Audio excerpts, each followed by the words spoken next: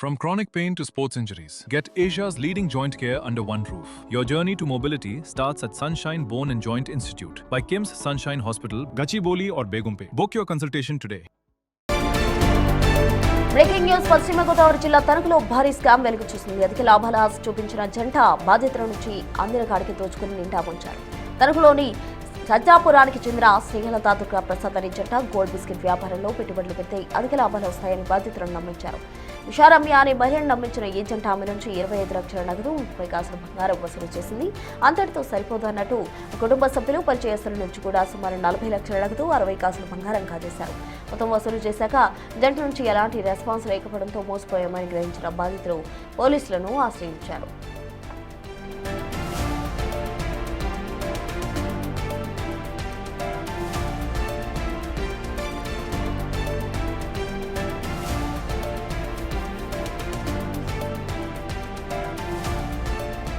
అలాగే తణుకులో beauty parlour నడుపుతున్న మరో మహిళకు ఈ కన్నింగ్ జంట ఇదే విధంగా బుడికి కొట్టించింది. శైలజ అనే మహిళ నుంచి 36 కాసుల బంగారం 44 లక్షల నగదు వసూలు చేసినట్టు తెలుస్తోంది.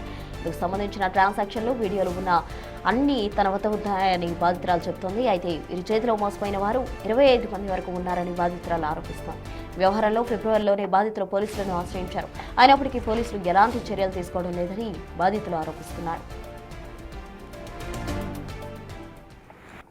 నమస్తే అండి, నా పేరు శైలజ అండి. మరి తణుకులో బ్యూటీ పార్లర్ అండి. కొత్త మాస స్నేహలత ఆవిడ పార్లర్కి వచ్చి వేరే పార్లర్ ఆవిడ ద్వారా నాకు పరిచయం అయ్యారండి. ఆవిడ ఇలాగా నేను గోల్డ్ బిజినెస్ చేస్తాను, గోల్డ్ బిస్కెట్ల బిజినెస్ చేస్తాను, నాకు అధిక లాభాలు వస్తాయి, మీకు ఈ పార్లర్లో ఏమొస్తుంది, అధిక లాభాలు ఇస్తాను, నేను 15 రోజులకే 10 రోజులకే ఇచ్చేస్తానని చెప్పారండి ఆవిడ. తర్వాత ఈ అబ్బాయికి ఈయన అంజూర్ దుర్గా ప్రసాద్ అండి, వీళ్ళతో వైఫ్ అండ్ హస్బెండ్స్ కాదండి, ఇల్లీగల్ ఎఫైర్ అండి వీళ్ళిద్దరిది. ఈయనదేమో గోల్డ్ షాప్ అండి, ఇది గోల్డ్ షాప్. అయితే ఈయన వీళ్ళిద్దరూ కలిపండి నా దగ్గర 36 కాసులు బంగారం తీసుకున్నారండి, 44 లక్షలు క్యాష్ తీసుకున్నారండి. ఇవన్నిటికీ వీడియోలతో సహా ట్రాన్సాక్షన్స్ ఉన్నాయండి, చెక్కులు నోట్లు అన్నీ ఉన్నాయి సార్. అతి వడ్డీ ఇస్తాను మీకు, నాకు 2 రోజులకి 3 రోజులకే నాకు లాభాలు వస్తాయి అని చెప్పారండి ఇవి. ఈ రోజు అడుగుతుంటుంటే నీ పార్లర్ ఎలా ఉంటుందో చూస్తాను, నేను ఎలా అలా చేస్తాను, రూపాయి ఇచ్చేది లేదని అన్నారండి. న్యాయవాదులు ఉన్నారండి, ఇప్పుడు పక్కన 2 ఉన్నారండి న్యాయవాదులు. మేము ఏ కేసు పెట్టినా ఏం చేసినా అసలు వాళ్ళ దగ్గరికి వెళ్ళి ఆయనే సెటిల్ చేసేస్తున్నారండి. మాకు న్యాయం జరగట్లేదు, పోలీస్ స్టేషన్లో కూడా న్యాయం జరగలేదండి. ఇంకా మేము పెద్ద ద్వారా కూడా పెట్టాను సార్. పెద్ద ద్వారా పెడితే పెద్ద ద్వారా ఎంత లేదు 2 రోజుల్లో వచ్చేస్తామని ఫిబ్రవరిలో పెట్టామండి కేసు. ఇప్పటి వరకు అసలు కనీసం మాకు కబుర్లు కూడా పెట్టలేదండి. ఇప్పుడు బయట ప్రజలు ఎక్కువైపోతుంది సార్. ఈ అమౌంట్ అంతా మేము బయట తీసుకొచ్చామండి, నా క్యాష్ ఏం లేదండి, బంగారం అంతా నాదేనండి, 30 కాసు నాదే, క్యాష్ మాత్రం బయట వాళ్ళ దగ్గర వాళ్ళ ప్రజలు తట్టుకోలేకపోతున్నామని చెప్తే నీకు రూపాయి ఇచ్చేది లేదు, నేను నువ్వు ఎక్కడ చేసుకోవాలనుకుంటే అక్కడ ఏం చేసుకోవాలంటే అది చేసుకో, నా వైపు నాకు న్యాయవాదులు ఉన్నారు, నాకు లాయర్లు ఉన్నారు, నాకు సపోర్టు, నీకు ఇచ్చేదేదో లాయర్కి ఇచ్చేస్తే నాకు సరిపోద్ది, అక్కడ న్యాయం జరిగిపోద్ది అనేసి అంటుందండి. ఇప్పుడు నాకు మీరు న్యాయం చేయాలనేసి కోరుతున్నాను. నా పేరు చోడరాజు, దేవిని దత్త ప్రజలుగా రాష్ట్ర అధ్యక్షుని. ఇక్కడ నా పక్కన ఉన్న బాధితులు ఒక ఆమె టీచరు, ఒక ఆమె బ్యూటీ పార్లర్ నడుపుకుంటూ గడుపుతుంది. వీళ్ళకి కొత్త మాసు స్నేహలత అంజూరు దుర్గా ప్రసాద్ వాళ్ళ ఒక జంట ఇద్దరు పరిచయం అయ్యి ఇలా బ్యూటీ పార్లర్లో మీకు లాభం ఏమవుతుంది, మీ ఉద్యోగాల్లో లాభం ఏమవుతుంది, బంగారు బిస్కెట్ వ్యాపారం అలాగే బంగారు వస్తువులతో వ్యాపారం చేస్తే మీరు పెట్టుబడి పెడితే అధిక లాభాలు వస్తాయి, మేమేం చిన్న మనుషులు కాదు, మాకు పెద్ద పెద్ద అంటున్నారు.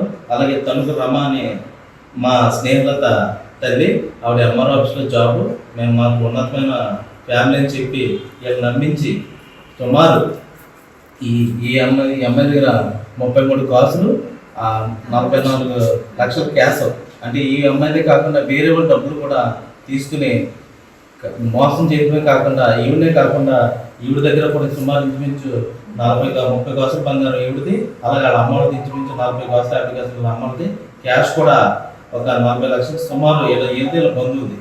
అలాగా మొత్తం బాధితులందరూ ఇంచుమించు సుమారు 25 నుంచి 25 మంది బాధితులు దాకా ఉన్నారు.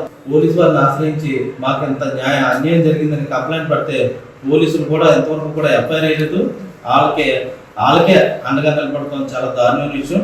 ఆవిడ అంతేకాకుండా వీళ్ళు ఎంతో గౌరవంగా బతుకుతున్న వీళ్ళని ఏదైనా కంప్లైంట్ పడితే అక్రమ సంబంధాలు అంటగడతామని లేదా మార్పింగ్ ఫోటోలు పెడతామని చెప్పి వీళ్ళు వేధిస్తూ, లేకపోతే నాకు ఆ బ్యాచ్లు ఈ బ్యాచ్లు ఉన్నారని చంపేతానని బెదిరించడం, రకరకాల ప్రయత్నాలు చేస్తున్నారు. ఖచ్చితంగా ఇక్కడ ఎవరో బాధితులకి అండగా లేక మమ్మల్ని దత్తప్రజలకు ఆశ్రయించడం జరిగింది.